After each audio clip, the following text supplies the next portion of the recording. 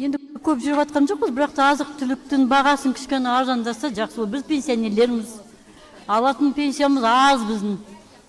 Дәрімізге де жетпейді. Былай қарағанда тамақ та керек. Немерелеріміз өсіп келеді, оған да бірдеме көмегіміз тигізгіміз келеді. Жүріп тұрғымыз келеді. Бір пенсияға қараған қиын. Күнделікті нан, сүт, айран сатып алып үйге қайтып келе жатып өзім ойлаймын. Егерде мен күніне осындай 20 мың теңге жаратсам үйдің жанындағы дүкенде, мына тек қана зейнетақыға қарап отқан жанұялар не істейді осы? Қалай тамақ алып күн көреді екен деп. Жаным ашиды осыны. Осыны орынға келдіру үшін ауыл партиясы ең бірінші азық түлік қауіпсіздігі туралы заң қабылдау керек деп есептейді.